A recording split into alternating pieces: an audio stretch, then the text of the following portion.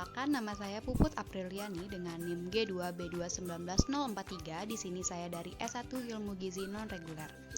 Jadi, saya akan meresum jurnal yang berjudul Modeling of Self-Teaching Knowledge, Attitude and Behavior Characteristic dari Food Research tahun 2020. Let's check it out! Latar belakang. Makanan yang berasal dari rumah tangga, pedagang kaki lima, industri makanan itu rentan terjadi keracunan. Data dari BPOM saja pada tahun 2016 sampai 2017 terdapat 167 laporan keracunan makanan.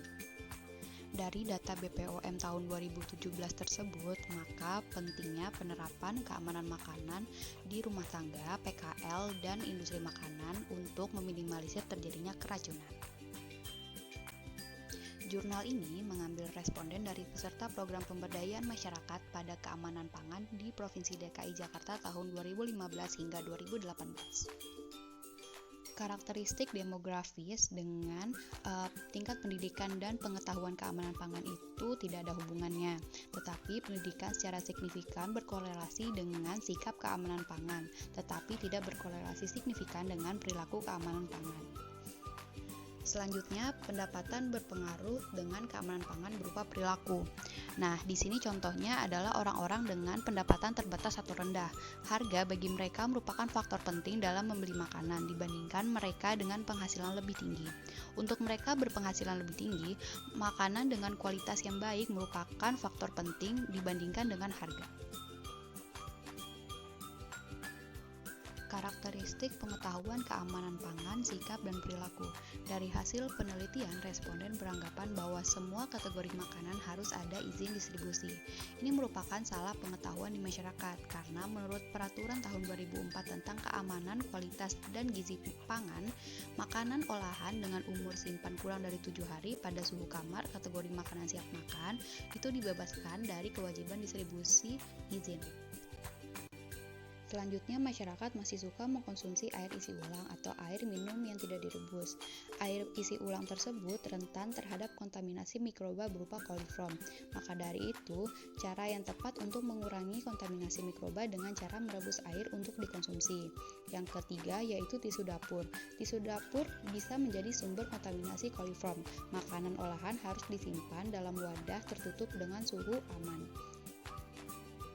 Next, hubungan antara pengetahuan keamanan pangan, sikap, dan perilaku komunitas yang diintervensi. Ternyata komunitas yang diintervensi memiliki sikap dan pengetahuan yang berpengaruh terhadap pengetahuan keamanan pangan. Dari sikap saja, ternyata sikap mempengaruhi keamanan pangan pada tingkah laku.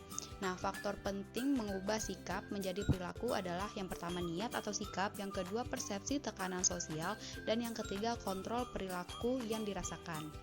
Untuk pengetahuan, ternyata pada komunitas yang diintervensi, pengetahuan mempengaruhi sikap keamanan pangan. Makanya, perlu adanya peningkatan pengetahuan keamanan pangan sebagai dasar yang kuat untuk membangun sikap yang baik dan mengerti tentang keamanan pangan. Oke, finally kita nyampe kesimpulan. Yeay, tepuk tangan. Tapi sebelumnya saya minta maaf yang sebesar-besarnya karena di sini ada kesalahan pengetikan.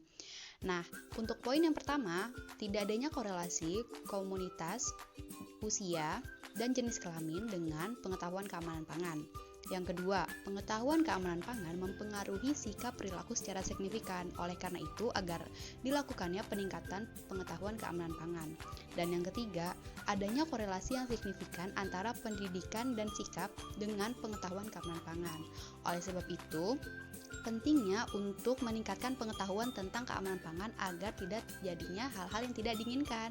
Sekian presentasi dari saya. Kurang lebihnya saya mohon maaf. Wassalamualaikum warahmatullahi wabarakatuh. Bye-bye.